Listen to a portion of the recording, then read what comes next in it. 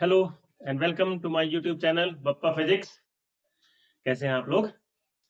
जाहिर सी बात है मस्त होंगे, ठंडक का आनंद ले रहे होंगे। चलिए हम लोग अपने टॉपिक पर आते हैं। आपको हमारे इस चैनल पर आपके सिलेबस के अकॉर्डिंग सारे टॉपिक मिल जाएंगे, सारा कंटेंट मिल जाएगा, नोट्स भी आपको मिल जाएंगे, कैसे लिखना है, क्या लिखना है, कितना लिखना है, ये भी सारा कुछ आपको मिल जाएगा। करना आपको छोटा सा काम होगा कि आप इस चैनल को सब्सक्राइब कर लें, वीडियो को बगैर स्किप किए हुए पूरा देखना है और अपने फ्रेंड्स के साथ इसको ज्यादा से ज्यादा शेयर करना है।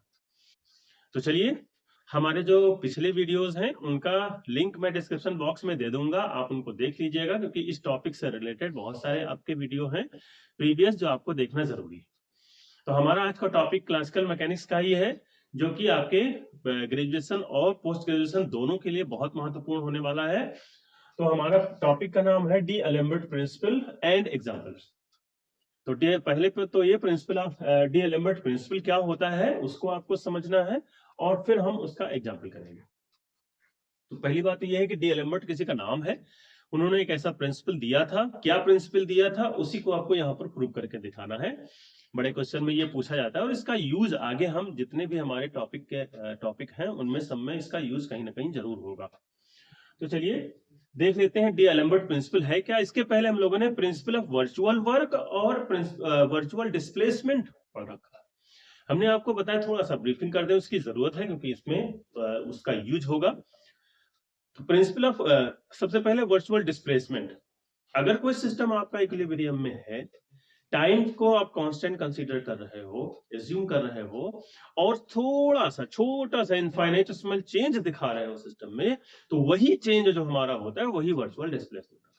क्योंकि डिस्प्लेसमेंट का मतलब ये है कि किसी सिस्टम को, किसी वस्तु को, किसी पार्टिकल को थोड़ा सा डिस्प्लेस कर देना, उसकी वास्तविक, उसकी अपनी पोजीशन से विस्थापित कर देना। तो वो, और चूंकि वर्चुअल था यहाँ पर, इसलिए हम लोग कंसीडर किए सिर्फ।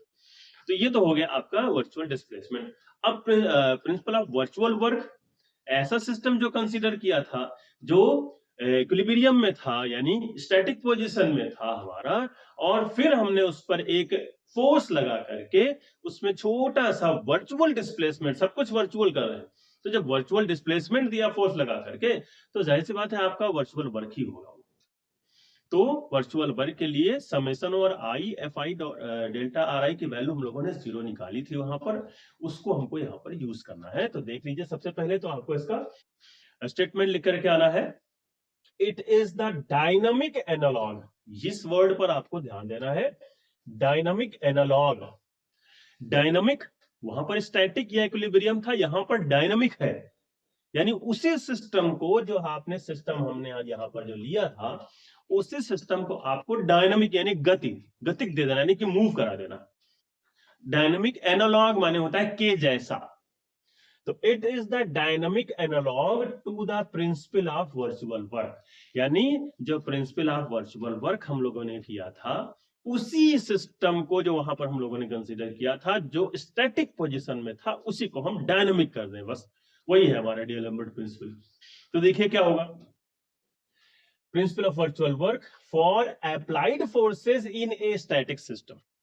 ठीक है, स्टैटिक सिस्टम में प्रिंसिपल ऑफ वर्चुअल वर्क को ही आप डायनामिक बना दीजिए, उसी को गति दे दीजिए थोड़ी सी, तो जैसा होगा सिस्टम वही है हमारा प्रिंसिपल, डी एलेम्बर्ट प्रिंसिपल। उसके लिए कंसीडर क्या किया हम लोगों ने, कंसीडर एक डायनामिक सिस्टम। एक डायनामिक सिस्टम आपको मानना पड़ेगा, इन विच, अब जाहिर सी बात है कि डायनामिक करने के लिए आपको उस पर फोर्स लगाना पड़ेगा, तभी वो डायनामिक होगा।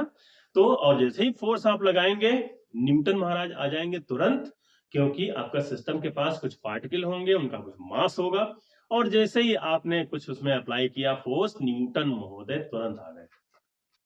तो consider a dynamic system in which Newton second law of motion, सबको पता है Newton second law of motion क्या होता है। अप्लाइड फोर्स यानी कि लगाया गया बल क्या देता है आपको, the rate of change of momentum, यानी कि संवेग परिवर्तन की दर आपको देता है। यही तो है, वही तो आपको, ये कह लीजिए कि संवेग परिवर्तन की दर आपको फोर्स देता है। तो in which Newton's second law of motion is applied, which is applied force which is, यानी आपको यहाँ पर न्यूटन सेकेंड लॉ को डिस्क्राइब थोड़ा सा करना होगा कि उसमें आखिर है क्या। तो विच इज यानी Newton second law is applied force, which is applied force in which, sorry ये थोड़ी सी लैंग्वेज यहाँ पर, in which applied force is equal to the rate of change of momentum at any ith particle, जिसमें कि applied force जो होता है वो rate of change of momentum होता है, और हमने यहाँ पर अपने सुविधा के लिए किसी ith पार्टिकल को ही मान लिया क्योंकि हमको उसी का फॉर्मूला लिखना। वैसे तो F equals to dp upon dt होता है पूरे सिस्टम के लिए, लेकिन यहाँ पर हमें एक ith पार्टिकल, तो Fi equals to dpi upon dt हो जाएगा। P यहाँ पर क्या है, मोमेंटम है हमारा, टाइम के साथ उसका हम चेंज ले रहे हैं। तो क्लासिकल मैकेनिक्स में या कहीं पर टाइम डेरिवेटिव को के साथ अगर किसी को हमने लिया हुआ है तो उसको हम एक डॉट लगा सकते हैं, दो बार अगर उसका डेरिवेटिव है सेकंड डेरिवेटिव तो दो डॉट लगा सकते हैं। तो पी आई डॉट हमने लिख दिया, ये यानी कि हमारा जो नेट फोर्स है यहाँ पर F I minus P I dot की वैल्यू जो होगी वो 0 है। इक्वेशन हमने इसको बना लिया। अब according to principle of virtual work हमको पता था कि जो वर्चुअल वर्क हमारा था F I delta R I equal to 0, जहां पर एफ आई अप्लाइड फोर्स था ith पार्टिकल पर। तो अब देखिए यहाँ पर चूंकि डायनेमिक सिस्टम हो गया तो यहाँ पर अप्लाइड फोर्स हमारा सिर्फ एफ आई नहीं रह गया बल्कि हो गया F I minus F I dot. तो अब इसका हम यूज कर लेंगे, इस एफ आई की जगह पर हम F I minus P I dot delta R आई लिख दिया। अब क्योंकि अंडर कांस्टेंट हमको लेना फोर्स है, हमने पहले ही कहा था कि फोर्स अंडर कांस्टेंट लेंगे, बाद में लागू होगा कि नहीं लागू होगा वो बात अलग है। तो under constant force F I की वैल्यू होती है एफ आई ए यानी अप्लाइड फोर्स या एक्चुअल फोर्स, और प्लस एफ आई सी यानी कांस्टेंट फोर्स। कांस्टेंट हमने इसके पहले वाले वीडियोस में भी कई जगह आपको बताया, कांस्टेंट का मतलब होता है रूल्स एंड रेगुलेशंस ऐसे जो उस पर हमने लागू किए हो और उसके बाद हमने उस पर फोर्स लगाया। तो इसकी जगह पर हमने रख दिया F I A plus F I C minus P I dot delta R I की वैल्यू 0 हो गई। फिर हमने क्या किया, ब्रैकेट को ओपन कर दिया, डेल्टा आर आई इसके साथ आ गया, डेल्टा आर आई इसके साथ आ गया और डेल्टा आर आई इसके साथ आ गया। अब हमने क्या किया, इस वाले टर्म और इस वाले टर्म को हमने इकट्ठा लिख लिया यहाँ पर। तो समेशन और I F I A minus P I dot delta R I plus summation और I F I C delta R I equal to 0। अब चूंकि आपने यहाँ पर प्रिंसिपल ऑफ वर्चुअल वर्क को ही लिया है, उसी का एनालॉगस कहा है, वो स्टैटिक सिस्टम में लागू हो रहा था, ये डायनामिक सिस्टम में लागू हो रहा है हमारा। तो प्रिंसिपल ऑफ वर्चुअल वर्क के लिए कांस्टेंट लागू नहीं होते क्योंकि principal of virtual work actual force के लिए ही होता है, अप्लाइड फोर्स के लिए ही होता है। तो ये टर्म हमारा 0 हो जाएगा और ये टर्म हमारा बच जाएगा, यानी आपका समेशन और I F I A minus P I dot delta R I equals to 0। This is the d'Alembert principle, यही आपका डी-एलेम्बर्ट प्रिंसिपल होता है। तो चलिए हम लोग डी-एलेम्बर्ट प्रिंसिपल का ही एक एग्जांपल समझ लेते हैं। महत्वपूर्ण एग्जाम्पल है आपका, इंपॉर्टेंट है, अलग से ये एग्जाम्पल ही आपका पूछा जाता है, क्वेश्चन करके ही पूछा जाएगा आपसे, या इस टाइप का कोई भी क्वेश्चन आपका पूछा जाएगा तो आपको क्या करना है, कैसे उसमें डी-एलेम्बर्ट प्रिंसिपल अप्लाई करके उसकी वैल्यू निकालनी। तो एग्जाम्पल आपका क्वेश्चन देख लीजिए क्या है, an inextensible string of negligible mass. एक हमारे पास स्ट्रिंग है, स्ट्रिंग माने धागा कह सकते हैं, रस्सी कह सकते हैं, कोई भी आपकी है डोरी है, इनएक्सटेंसिबल है यानी एक्सटेंशन उसमें नहीं होता है, यह आपको ध्यान रखना है कि नहीं बढ़ता नहीं है अपने आप। ऑफ नेग्लिजिबल मास, उसका खुद का मास नेग्लिजिबल है यानी नगण्य है यानी बहुत कम है। Hanging over a smooth page eight P, page means होता है पुली, एट पी हो सकता है कि आपको ये फिगर वहां पर बना हुआ मिले, अगर नहीं बना हुआ मिलता है तो आपको ड्रॉ करना पड़ेगा, वैसे बना हुआ आपको मिलेगा। connects the masses m1 on a frictionless inclined plane, एक फ्रिक्शनलेस इंक्लाइंड प्लेन दिया गया है जिस पर एक पुली के माध्यम से, एक पेज के माध्यम से m1 मास को m2 से हैंग किया गया है, जैसा कि आपको फिगर में दिख रहा है। तो आपको, और inclined plane of angle theta, जो कि प्लेन है आपका थीटा एंगल पर इंक्लाइंड है, झुका हुआ है, नत समतल कहा जाता है इंक्लाइंड प्लेन को, to another mass m2, use D'Alembert principle to prove that the masses will be equilibrium. ध्यान रखना इस चीज को, masses will be equilibrium last में हम लेकर के चलेंगे। अगर आपका मासेस इक्विलिब्रियम में हो तो आपको प्रूव करना है m2 equals to m1 sin theta. ये होता है, ये आपका क्वेश्चन दिया है। तो चलिए सबसे पहले तो आपको फिगर समझना है। फिगर हमारे पास, हमने एक इंक्लाइन प्लेन देखिए ये ले लिया हुआ है, ये हमारा इंक्लाइन प्लेन है, थीटा एंगल पर झुका हुआ है, और एक यहाँ पर पेज हमने बना लिया है, पुली कह सकते हैं इसको आप, पी हमने उसको पॉइंट दे दिया है। इसी पेज के थ्रू आपका m1 m2 से हैंग किया गया है इस तरीके से उसको। अब इसका जो वेट है m2 का नीचे की ओर होगा, m1 का भी नीचे की ओर ही होगा, आपको ये ध्यान रखना है, दोनों इस तरीके से वेट होंगे हमारे। हालांकि हमारा जो m1 है वो इस पर स्लाइडिंग उस पर पोर्शन में है, और ये हमारा बिल्कुल स्ट्रेट पोर्शन है।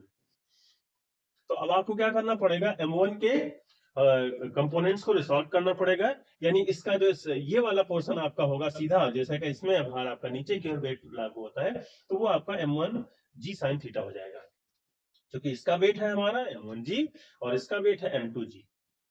जी जो m2 या m1 g अगर लेते हैं तो भार यानी वेट आप कह सकते हैं। तो अब क्या है, अब आपको क्या करना है, इस पर D'Alembert प्रिंसिपल लागू करना है आपको। D'Alembert प्रिंसिपल आपका होता है एफ आई समेशन और I F I A minus P I dot. अब यहाँ पर हम वेक्टर टर्म में लेंगे, क्योंकि हमारे पास थीटा का कंसिडरेशन आ गया है, इसलिए हम इसको वेक्टर टर्म में लिखेंगे। तो F I A minus P I dot vector dot delta I equals to 0। F I को थोड़ा सा आप जो है वो डार्क में मेंशन करेंगे। अब देखिए टू पार्टिकल्स आपके इसमें दिए गए, ये किसी एक आईएफ पार्टिकल के लिए था। अगर एक आईएफ पार्टिकल के लिए और सिंगल आईएफ पार्टिकल के लिए था, लेकिन आपके सिस्टम में दो ही पार्टिकल हैं कंसीडर किए गए हैं जो दिए गए हैं, तो आप इन दोनों पार्टिकल के लिए अलग अलग आप लिखोगे, यानी नेट आपका जो है D'Alembert प्रिंसिपल चूंकि समेशन लगा है, तो पहले के लिए होगा दूसरे के लिए होगा, तो वही हमने अलग अलग करके लिख दिया, F1 minus P I dot P1 dot और डॉट डेल्टा R1, ये तो वर्चुअल डिस्प्लेसमेंट, और plus F2 minus P2 dot vector और dot delta R2 equal to 0। ये आपका D'Alembert प्रिंसिपल के लिए भी दो पार्टिकल के लिए हमने यहां पर लिख दिया। सबस्क्रिप्ट आप हटा सकते हो, जो ऊपर लगा हुआ है आपका। अब अकॉर्डिंग टू द फिगर, अब आप देख लीजिए फिगर आपका क्या कहता है, फिगर को आपको ध्यान से देखना है। F1 यानी जो फोर्स इस पर अप्लाइड फोर्स एक्चुअल फोर्स है उसके भार के बराबर होगा, m1g बराबर होगा, और जो आपका मोमेंटम चेंज है ये आपका dp अपॉन dt लिखा हुआ है, अप्लाइड फोर्स न्यूटन, इसकी value m1 m into dv upon dt या m इंटू a कह सकते हैं आप, तो उसको m1 into r1 double dot हमने कर दिया, यहां पर हमने इसको नाम दे दिया, और F2 m2g ये वाला भार आपका इक्वल है इसके, और P2 डॉट की वैल्यू हमारी जो हो जाएगी वो m2 r2 डबल डॉट। इसमें कोई आपको दिक्कत नहीं है, क्योंकि ये फॉर्मूले हमारे पहले से भी पढ़े हुए हैं। पहले पार्टिकल पर rate of change of momentum, दूसरे पार्टिकल पर rate of change of momentum, और पहले पार्टिकल पर अप्लाइड फोर्स या एक्चुअल फोर्स, दूसरे पार्टिकल पर अप्लाइड फोर्स और एक्चुअल फोर्स उसके भार के बराबर होगा। अब हम क्या करेंगे, इन थ्री जो में वैल्यूज दी गई क्वेश्चन 3 में, उनका 2 में हम वैल्यू उनको पुट कर देंगे। तो देख लीजिए हमने क्या किया, देखिए F1 की जगह पर हमने रखा m1g minus m1 r1 double dot, ये वैल्यू थी हमारी, और डॉट डेल्टा R1 ये बाहर लिखा हुआ था, और plus m2g minus m2 r2 double dot, P2 dot की जगह value m2 r2 double dot लिख दिया, और dot delta R2 equal to 0 हो गया। इसको इक्वेशन हमने 4 लिख दी। अब क्योंकि m1 पर हमारा जो g है वो g sin थीटा के इक्वल है, क्योंकि हमने कहा था कि आपको ये वाला कंपोनेंट लेना पड़ेगा, इसमें सीधा सीधा सा कंपोनेंट हमको लेना होता है, तो ये वाला m1g sin थीटा होगा, ये वाला m2g cos थीटा होगा, उसको हमको कंसीडर नहीं करना।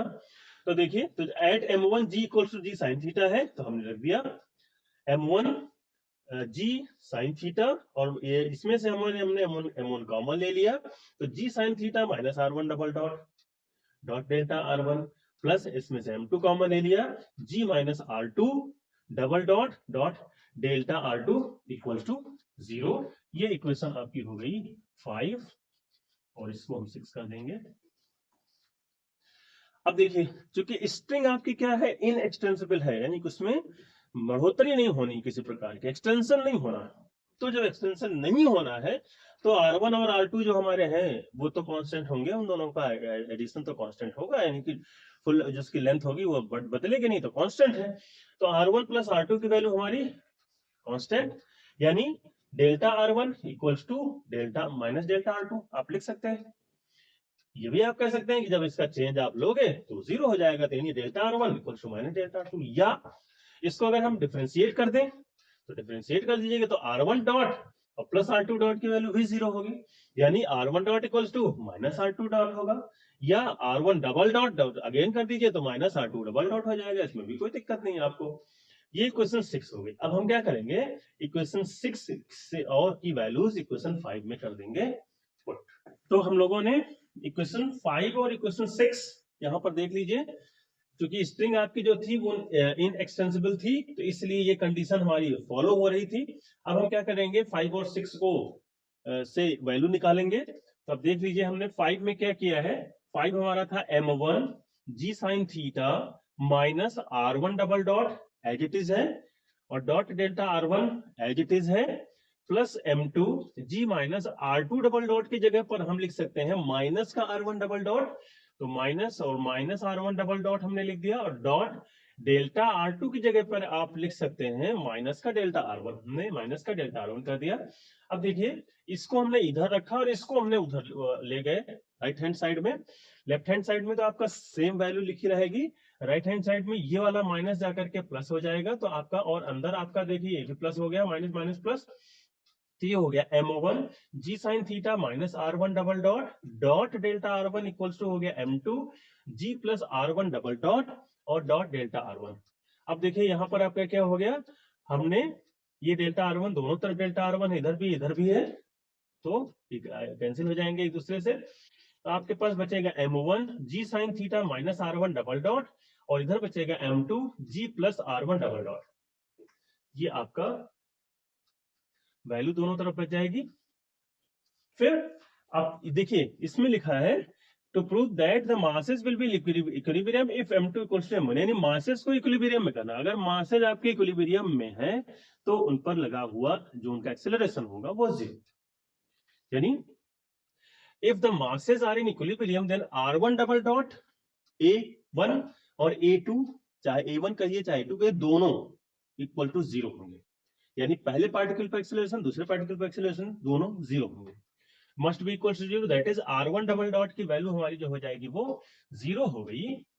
तो हमने क्या किया, R1 डबल डॉट की वैल्यू 0 कर दिया, R1 डबल डॉट की वैल्यू इधर भी 0 हो गई, यानी m1 g sin थीटा यहां से बचा, m2 g यहां से बचा, g g कैंसिल हो गया, आपका आ गया m2 equal to m1 sin theta, जो कि हमको प्रूव करना। तो ये आपका एक महत्वपूर्ण एग्जांपल है डीएलेम्बर्ट प्रिंसिपल का।